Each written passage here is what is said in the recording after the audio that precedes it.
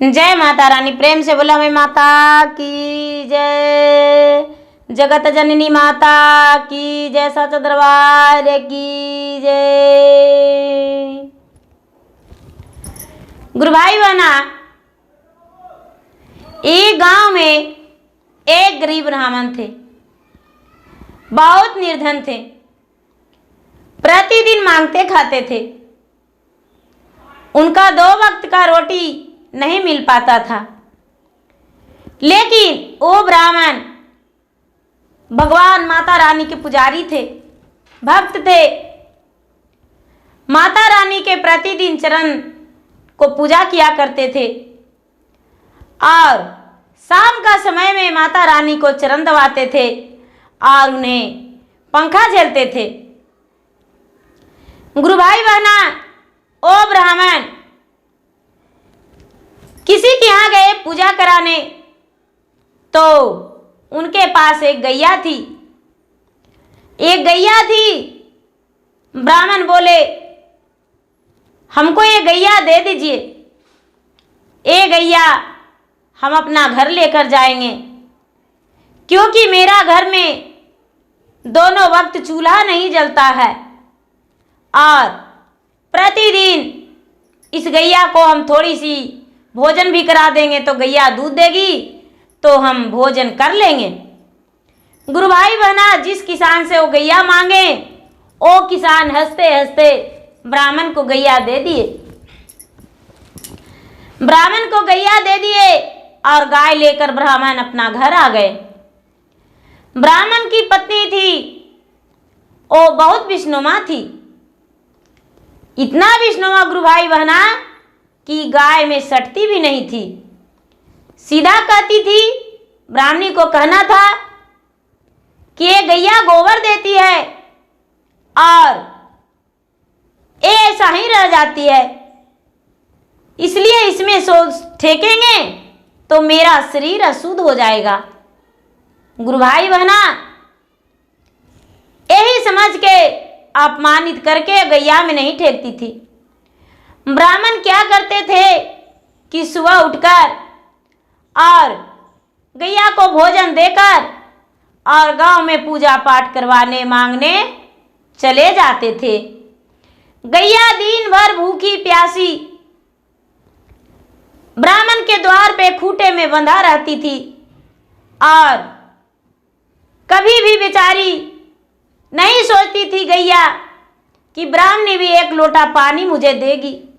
उसे तो आसरा ही नहीं था और भगवान से ही प्रार्थना करती थी कि हे भगवान, कौन सा हम व्रत चूक किए थे जो ऐसे घर में मुझे खूंटे से बंध दिए।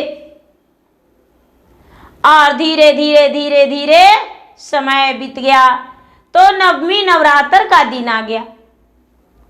कई महीना हो जाने के बाद नवरात्र का दिन जब आ गया तो ब्राह्मण चले गए इधर उधर पूजा पाठ करवाने, दुर्गा पाठ करवाने। और गैया जो देखी सवेरे सवेरे सबको थाल में लिए कि मंदिर जा रहे हैं, तो गैया मन ही मन सोचती है कि लगता है कि कोई व्रत है, हमें तो लगता है कि कोई व्रत है, क्योंकि सारा लोग हाथ में थाल लेकर और लगता है मंदिर जा रहे हैं। गुरु भाई बहना, गैया ने बेचारी अपना रस्सी खींचते खूंटे से निकाल ली और खूंटे से निकालकर और मंदिर के पास जाकर बैठ गई।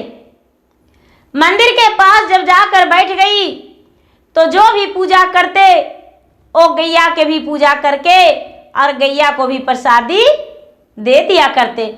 सब जितना लोग पूजा करते सब गैया को प्रसादी देने लगे। गुरु भाई बहना, पूरा दिन गैया वही बिता दी और सारा लोग जितना पूजा किए सारा लोग प्रसादी दिए। और मंदिर के पास चुपचाप गैया बैठी थी। कोई लोग को जब दया लगा तो थोड़ी ले जाकर भोजन भी, सूखी घास बिचाली कुछ भी दे दिए। अरे एक गाय मंदिरवा के पास आके बैठ गया है, पता नहीं किसका गाय है, लगता है बहुत भूखी प्यासी है, थकी थकाई जैसा लग रहा है। गैया मंदिरवा के पास बैठा हुआ है। गुरु भाई बहना ऐसा कह के और वो बेचारी गैया को भोजन दे दिए। अब धीरे धीरे धीरे धीरे गुरु भाई बहना 9 दिन बीत गया। जब 9 दिन बीत गया तो उस गांव के सारा लोग कन्या भोजन के लिए वहां पर तैयार हुए, लाए कन्या भोजन बनाए वहां पर, और कन्या भोजन बनाकर और भोजन जमाने लगे। जब भोजन जमाने लगे तो कुछ लोग कहते हैं कि अरे कन्या भोजन से पहले गैया के दे दो, देखो गैया आस लगाई बैठी है, गैया के भोजन दे दो। गुरु भाई बहना थोड़ी सी भोजन गैया को भी दे दिए। गैया ने भी भोजन कर लिया। और जब सारा लोग कन्या हवन के लिए बैठे तो हवन के लिए गैया जाके चुपचाप वहां पे खड़ी हो गई कि हम भी हवन कर रहे हैं। हे माता रानी, यदि मनुष्य होते तो आपके पूजा पाठ करवाते, लेकिन हे माता रानी मैं गैया हूं, कुछ नहीं कर पा रही हूं। हवन में भी साथ रही और गुरु भाई बहना जेवनार भी जेम ली। अब बेचारी गैया सोचती है कि मेरा 9 दिन तो पूरा बीत गया, बड़ी अच्छा लगा।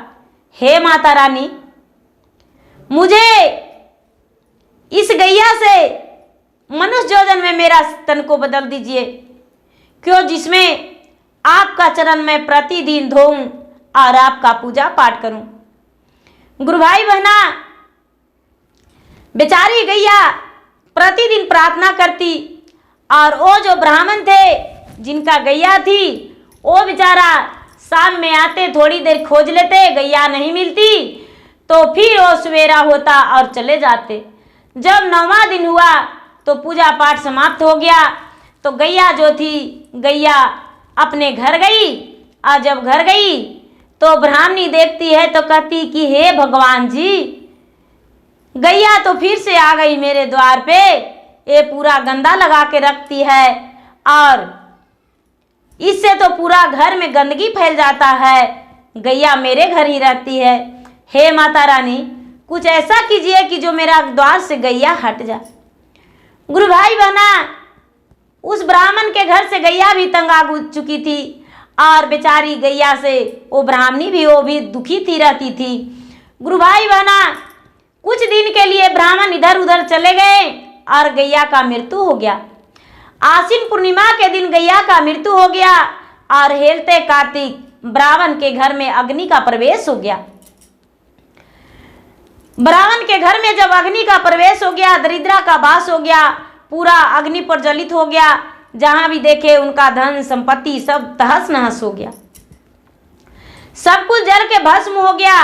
और जो ब्राह्मणी थी, ब्राह्मणी बहुत बड़ी पुजारी थी, अपने आप को पुजारी साबित करती थी। गुरु भाई बहना ब्राह्मण को ये सब देख के रहा नहीं जा रहा था। ब्राह्मण बड़े दुखी थे और उन्हें समझ में नहीं आ रहा था कि ये सब हो रहा है तो कैसे हो रहा है, क्यों हो रहा है। वो माता रानी के चरण में जाकर ब्राह्मण रोने लगे, हे माता, कौन ऐसा मैंने गलती कर दिया हूँ जो मेरे घर में रहा भी नहीं जा रहा है और अग्नि का प्रवेश और दरिद्रा का वास हो गया है। मैं तो प्रतिदिन पूजा पाठ भी करता हूँ और प्रतिदिन हवन जाप भी करता हूँ, लेकिन फिर भी मेरे घर में क्या हो गया। माता नवदुर्गा प्रचंड होकर कहने लगे, हे ब्राह्मण, तूने तो पूजा पाठ सब कुछ किया, लेकिन तेरा पत्नी बहुत बड़ा अपराध की है। माता को वचन सुनकर ब्राह्मण बोले, हे माता, क्या हुआ। हे ब्राह्मण, तेरे द्वार पे भूखी गैया मर गई है। जैसे तूने अपने माता पिता को कर्मठ किया है उसी तरह जाकर गैया का कर्मठ करेगा और घर में कुमारी कन्याओं का जमाएगा, तभी तुम्हारा घर शुद्ध होगा और घर में लक्ष्मी का वास होगा।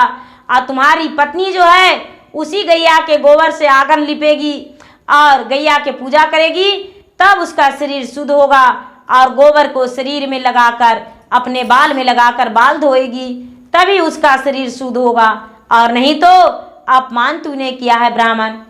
गुरु भाई बहना, इस बात को ब्राह्मण और ब्राह्मणी को दोनों को स्वीकारना पड़ा। ब्राह्मणी भी माता रानी से क्षमा मांगी और गौ माता से क्षमा मांगी और क्षमा मांग के गौ माता से बोली, हे गौ माता, मुझसे बहुत बड़ा गलती हो गया, भूल हो गया। हे गौ माता, मैं दोबारा ऐसा नहीं करूँगा। हे गौ माता, मुझे ये पता नहीं था कि गैया के मर जाने पर मुझे इतना बड़ा पाप लग जाएगा। हे गौ माता, मुझे क्षमा कर दो। हे नवो माता, मैं दोबारा ऐसा गलती नहीं करूँगा। और गलती अपना पछतावा करके और अपने द्वार पे बड़े प्रेम पूर्वक एक गैया मंगवा के उनका चरण को धोकर और पूजा की। और जो ब्राह्मण थे, ब्राह्मण गंगा जी जाकर स्नान किए और गैया के जैसे अपने माता पिता को कर्मठ किए थे, उसी तरह गैया को कर्मठ करके और कुमारी कन्याओं का जौनार करवा के और घर में शुद्धिकरण करवाए। तब ब्राह्मण देवता का घर में सुख शांति मिला और लक्ष्मी का प्रवेश हुआ और दरिद्रा दूर हुआ। अग्नि जो प्रज्वलित होते रहता था, वो अग्नि का वास खत्म हो गया और सुख शांति से ब्राह्मण और ब्राह्मणी और उनका परिवार रहने लगे। गुरु भाई बहना, लोग कहते हैं गैया, गाय जो है वो बेजुबान है, उसे भूखे और प्यासे नहीं रखना चाहिए। जब हम भूखे नहीं रहते हैं तो भला गैया को कैसे भूखे रखेंगे? नहीं, गौ माता एक माता जो जिस माता के ओद्र से हम जन्म लिए हैं, लेकिन दूसरी माता वो माता है जो गौ माता है। और एक माता वो है जिस धरती पे हम चल रहे हैं, एक माता वो है जिसे मैं पूजा कर रहा हूँ। और जो माता जो जगत की रानी है वो माता है। गुरु भाई बहना, ये नहीं माता जिस माता के ओद्र से हम जन्म लिए हैं वो ही एक माता है, नहीं, माता कई माता हैं और सभी माता मेरा ही माता है। और माता जिसने मानेंगे वो मुझे पुत्र मानकर, पुत्री मानकर और मुझे स्वीकार कर मुझे अच्छे ज्ञान देंगे। तो गुरु भाई बहना, मेरा वीडियो अच्छा लगे तो इसे लाइक कीजिए, शेयर कीजिए, सब्सक्राइब कीजिए। और मैं इंस्टाग्राम पे भी हूँ, मैं फेसबुक पे भी हूँ। मेरा फेसबुक पे फॉलो कीजिए, लाइक कीजिए, शेयर कीजिए। धन्यवाद। जय माता रानी।